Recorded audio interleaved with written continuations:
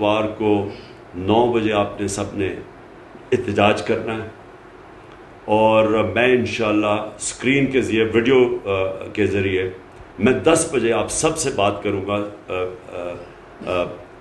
Video screen کے ذریعے۔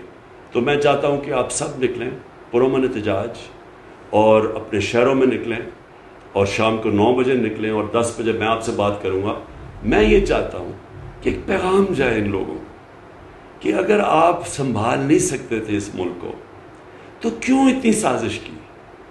اگر آج آپ کہہ رہے ہیں کہ جی بارودی سرنگیں بنا دی گئی ہیں، تو کیا آپ کو ضرورت تھی کہ ایک ملک جو صحیح طرف لگا ہوا تھا اس کو کیوں آپ نے ڈیریل کیا؟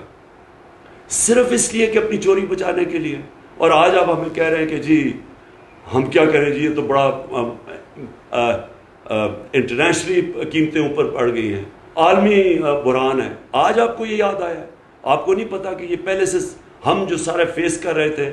بار بار میں بتا رہا تھا کہ ہم بڑی مشکلوں سے اپنے لوگوں کو مہنگائی سے بچا رہے ہیں، اور یہ جو عالمی مہنگائی ہے اس سے ہم پروٹیکٹ کر رہے ہیں۔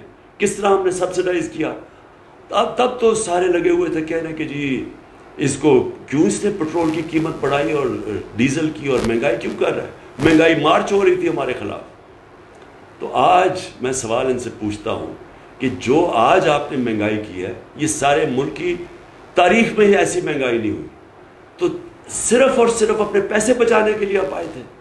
اس لیے میں قوم کو کہتا ہوں کہ میں آج سب کو آپ کو دعوت دے رہا ہوں اس احتجاج میں شرکت کریں۔ میں تو بلکہ پولیٹیکل پارٹیز کو دعوت دے رہا ہوں، میں تو عام اپنی خواتین کو جو آپ گھر میں دیکھ رہی ہیں قیمتیں بڑھتے ہوئے، میں آپ سب کو دعوت دے رہا ہوں۔ پرامن احتجاج کرنا ہمارا حق ہے، یہ ہمارا جمہوری حق ہے، یہ ہمارا آئین ہمیں حق دیتا ہے، اور ہم نے ہمیشہ پرامن احتجاج کیا ہے۔ اور انشاءاللہ اتوار کو آپ سب نے نکلنا ہے، اور میں انشاءاللہ اتوار کو رات کے 10 بجے ویڈیو کے ذریعے آپ سب سے بات کروں گا۔ پاکستان پائندہ باد۔